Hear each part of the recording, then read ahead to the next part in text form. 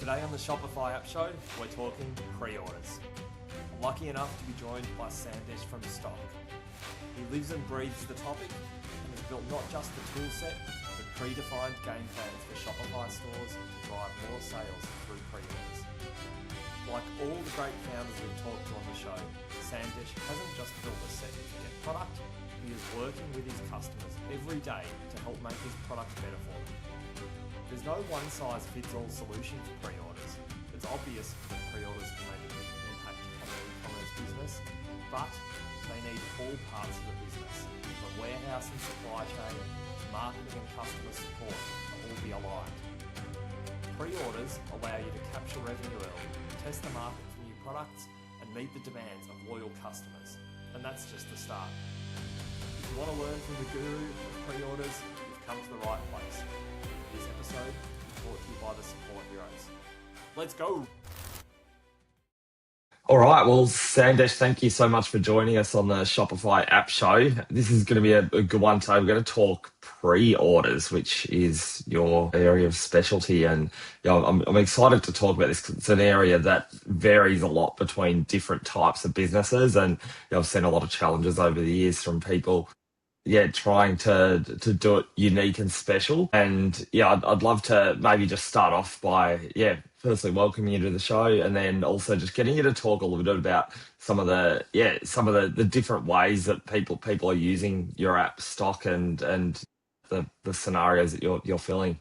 Yeah, definitely. We originally started Stoq just handling back in stock alerts for lots of merchants. And along the way, we just got a lot of feedback about shortening the cycle it takes to get a customer to eventually purchase a product.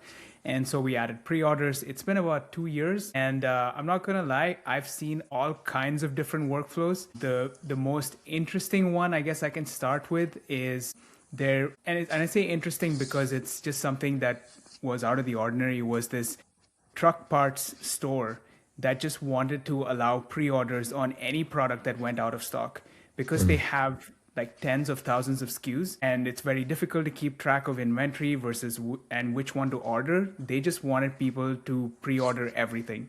So they're perpetually out of stock unless they actually have inventory on any product. They would want our customers to pre-order, and then based on the pre-order, they would essentially then purchase that inventory and then service that order. So that was like the standout, and one of the first few merchants that we got that just made us believe that pre-orders are extremely effective in running a Shopify store, running an e-commerce business in general. And there are many different ways it can be set up even beyond that. The most fundamental one that we help with is any brand that's just starting out for the first time. So you have an idea for something you want to sell, like a shirt, a cap, an interesting new product, and it's very hard to figure out how much inventory you actually need to buy ahead of actually starting to sell. And pre-orders are a great way to do that. This is like what we see most of our merchants do, most of the brands coming into Shopify, most of them setting up pre-order apps. They just want to validate that their idea is actually good and something people will buy. So that's the first set that we see. And it's usually very straightforward. Customers pay 100% upfront and there's a shipping date and they hope to hit that goal. Most of them make it through, some of them don't, but that is just the state of running a business. But that's the primary set. There are even more than that. The largest of brands, for example, use it for validating a new product. So they have a new line that they're launching, or they're launching something that's extremely high in demand. They know it to be high in demand from day one. They will just go to pre-order right away. So they won't wait it out to launch it, then eventually put people in a wait list. They will just time it in a way that the product goes live, it is pre-order, and then it stays pre-order for a certain window until they replenish stock and then sell those out and then ship those out. So that's one of the other ways that we see it. Yeah, and so with that, I think like the startup mode, like that's kind of an easy one, isn't it? When you're starting out, you've got no process, you've got no integrations, so it's actually pretty easy to build the workflows there because you're not replicating anything. But I can imagine when you get into the more complex businesses, it's something where, to me, I have a lot of respect for the fact you built an app to try and systemize that, because it can vary a lot between different businesses. How did you go about making something that can fit for large large merchants that have got their own systems that you've got to work around? Good question. I think it's just something. So there's two pieces to it. I think one of them is for anybody like generally building in Shopify where you are trying to acquire merchants. For us, for example, we don't have a limit on the type of brand we work with, and that's because we just think that Shopify is so vast end to end. There are lots of brands that are small and there are lots that are big. And trying to build a product for just one use case means that you're not actually building for the platform, you're building for an audience. We like to think that we're a complement to the platform, which means that if you're a small brand that's just starting out, it's super easy to get started. You don't have to worry about the rest of the stuff. Or if you're somebody big, you have an established workflow and you're moving to Shopify, like we are there to help you with that transition, with closing the gap with pre-orders. So I think we had that mindset pretty much from the beginning.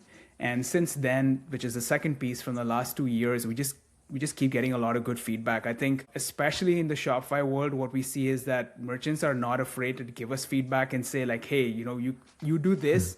Why can't you also do this, this, and that? And it's increasingly hard to say no now with AI, but also our mindset has been since the beginning that we should be able to expand with a merchant. I think it would be foolish to say that like no business wants to grow, right? Every business, every brand wants to grow.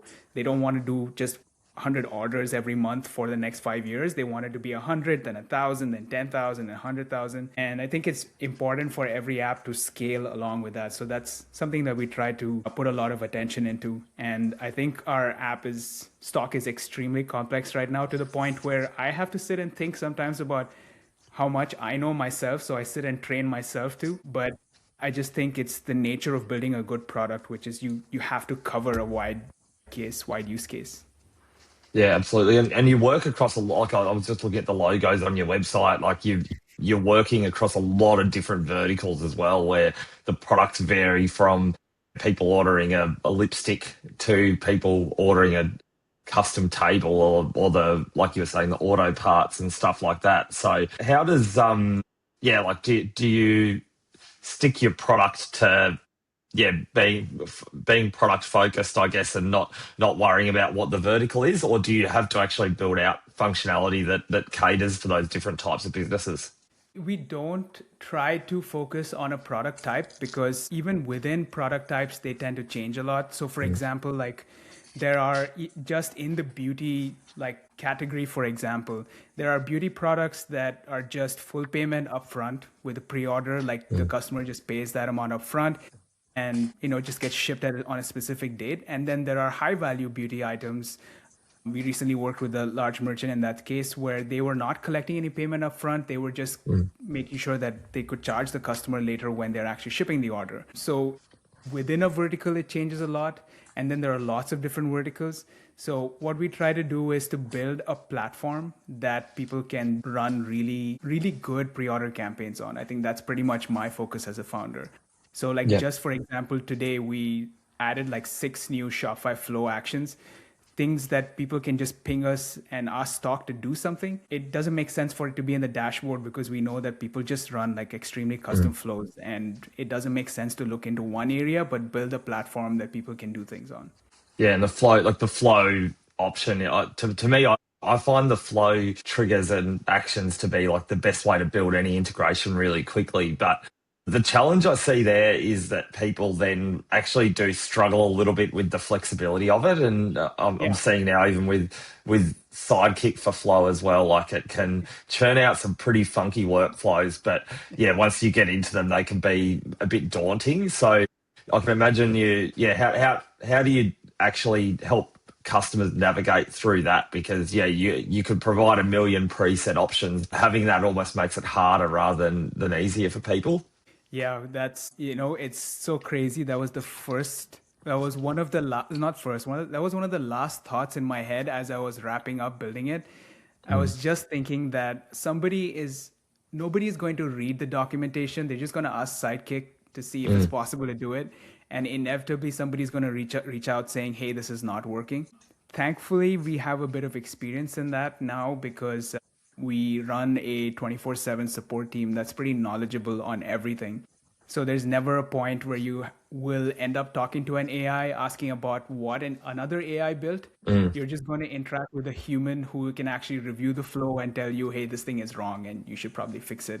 And this is the right way to do it. And we are now over investing in having more humans, which is a funny side effect of AI being such a thing right now. We're just expanding our human support team and we're just trying to get as many good people on our side to help merchants. So I'm hoping that way we can handle it. Yeah, it's a really interesting balance everyone's dealing with at the moment, isn't it? Because the AI support is fantastic. I actually think support is definitely better than a human that's not properly trained. Yeah, 100%.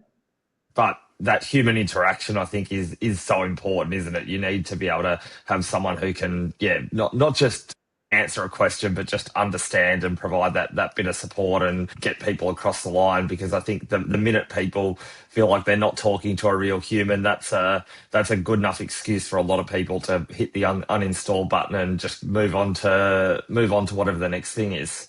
Yeah, and that's even more so the case with pre-orders compared to like back in stock alerts is what we've seen, because there's just so much to think about with pre-orders, right? So it starts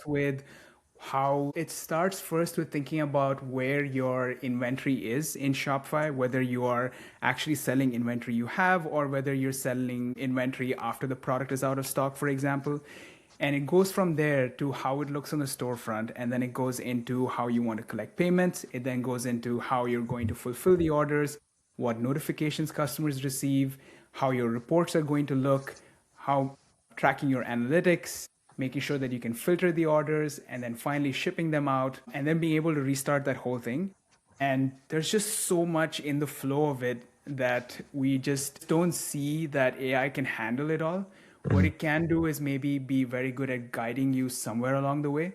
But we're taking the opposite approach. We're expanding our team. And the second thing we're doing is we're adding in-app like tutorials you can follow easily. So no matter where you're in the app, you can just pop up a quick thing that will walk you through setting up that feature in like 5 minutes.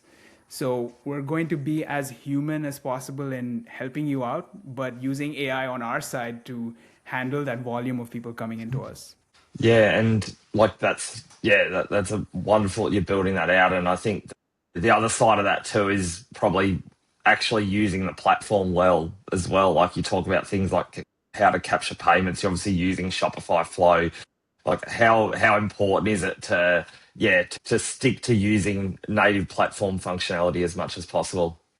I don't think we'll ever consider building something off platform. We have been native to Shopify since we started out, and I think it's increasingly more important because Shopify is becoming the source of truth for every other action and any decision you want to take on a customer profile or an order in any other system. So we have just been doubling down on just being native to Shopify. A good example is when MetaFields first rolled out. Amazing thing, sincerely so thankful to them for building that. We were one of the first few to jump on it, and we use it very extensively in our product because the biggest thing with pre-orders on a storefront is for customers to be able to see that it's a pre-order in real time. Right? Like you make any settings changes, you change anything related to payments, you change anything related to shipping. Customers should be able to see that information as quickly as possible. It shouldn't require a server endpoint to wait and to service that and cache it and all that. So MetaFields does an incredible job of just getting that information out front and easy. And so we just went all in on MetaFields. And so we have extensive documentation. People can build custom workflows on top of that.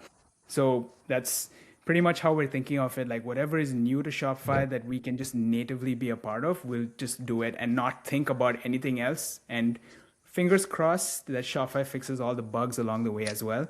But 9 times out of 10, it's been a really good bet being native. If you're an app developer or running an app business, you know that providing great support is one of the most important things. But as you scale, you need to maintain a great support without creating tickets. That's where the support heroes come. They are the only team dedicated exclusively to Shopify app customers. With specialized expert help, they've already supported over 100 apps, including some of the apps we feature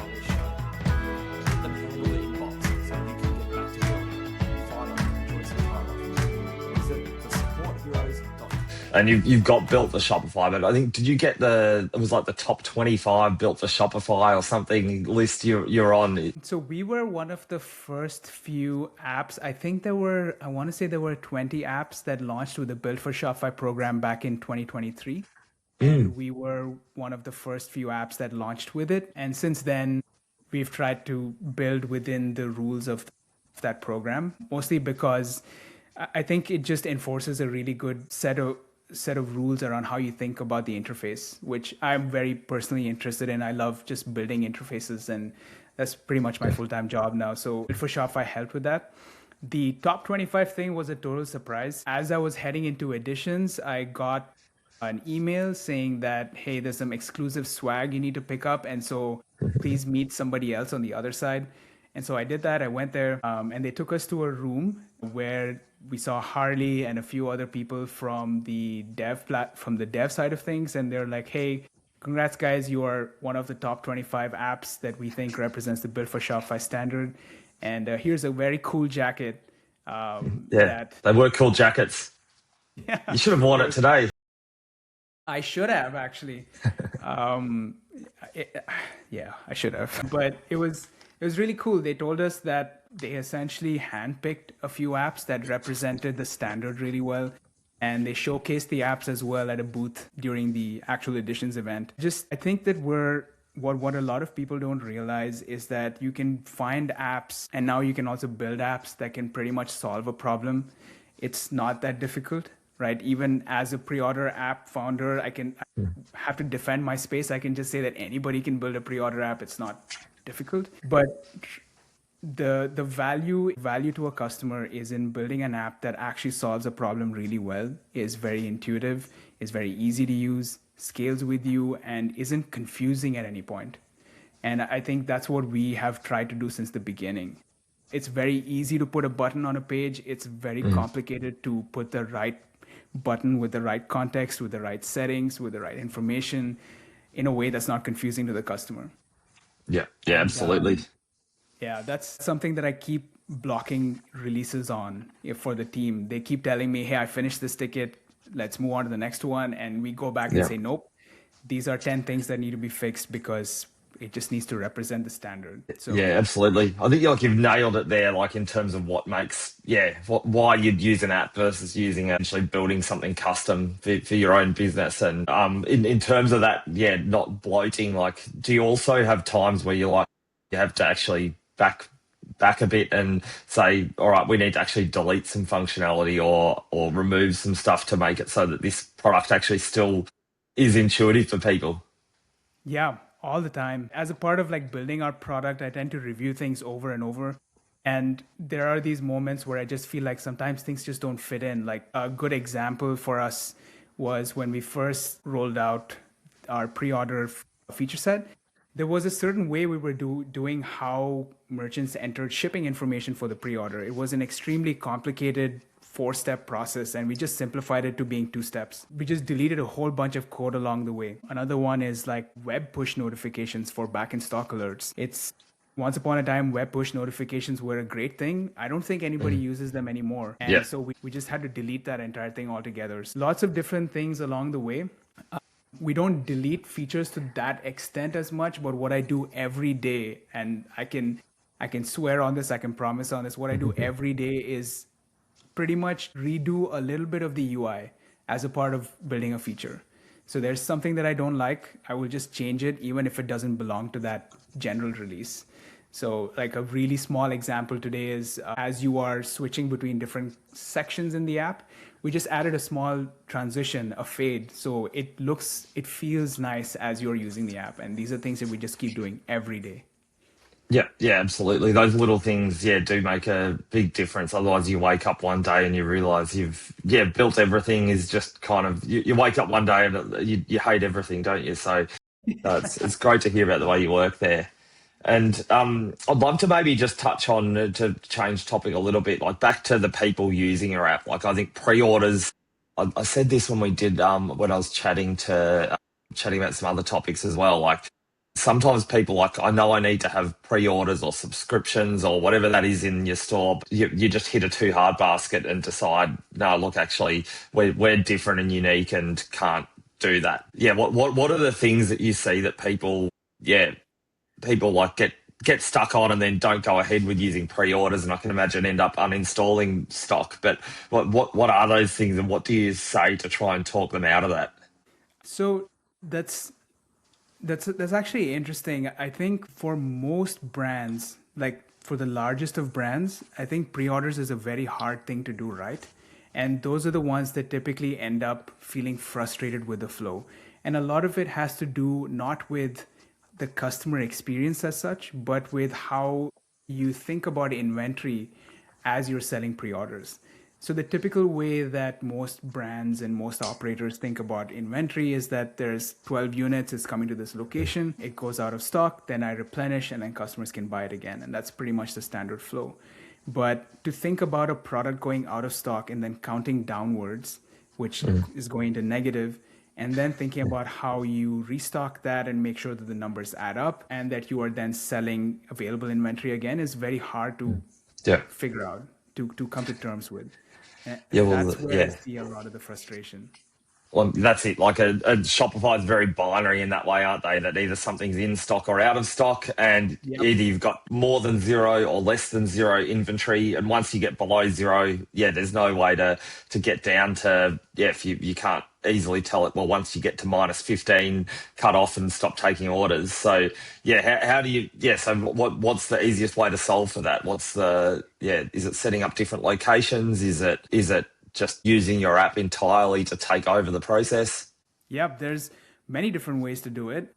So the easiest way that we've learned is that you just sell, instead of having your product go out of stock and then you sell pre-orders, you add inventory and sell it as pre-orders. So you don't have to count down, you add inventory and sell that existing set until it counts down to zero. So you're just not relying on Shopify handling the product being out of stock and then using the continue selling when out of stock setting and all of that. You essentially have a set of units that you plan to sell as pre-orders and you just add that as inventory and sell it. Now this works I want to say this works in some cases. There are lots of cases where it doesn't work. Like if you, for example, have a very hard unit limit, like your supplier can only give you 100 units, it's very easy to do that because then you can just sell the 100 units as inventory. But if you don't have it, it becomes more complicated. So I really think we're dealing with just frustrations around how Shopify has built inventory more than anything else. Yeah. But I think it also flows, and this is the second frustration that I see a lot, which is that fulfillments eventually flow downstream to some third-party fulfillment providers, and it goes through a software like ShipStation or whoever else. Those integrations tend to be finicky, is what we see a lot. They tend to follow very rigid rules. Like, for example, if there was one about, I think, I don't know, remember the exact, the software on the other side, but it essentially didn't understand on hold fulfillments. It just didn't recognize it altogether. So we had to build another workflow around it. And there's a lot of these that we've seen. And that's my point really. Like the frustrations just come down to, I want to do pre-orders, but there's so many things along the way that I need to think about. And it's not as straightforward as I press a button and it works. For the smallest of brands, it is, which is why they end up starting with it. But the frustration points just end up with the larger ones who just haven't had a chance to think through everything or do a dry run. Yeah, and it's where like the Shopify platform itself is wonderful in that you've got the same set of rules for everyone, but it changes very quickly. Like even when you can have this different businesses that even have the same tech stack, but the integrations just can vary so much, and it's so hard to deal with that and problem solve for that. But it sounds like you spend a lot of your day having those conversations and working through that. And the last, probably we'll wrap up soon, but one of the last things I wanted to touch on obviously the back of house stuff can be messy and you solve for all of that. But I think the UX is the other really important thing with pre-orders, isn't it? Like I always say, like if someone's ordering something and it's not going to come until next month, you need to tell them at every point in the journey so that when you get that support ticket that says, says, why isn't my product here yet? You can say, well, we told you 1, 2, 3, 4, 5 times across the journey and have been totally transparent about it. How important is that?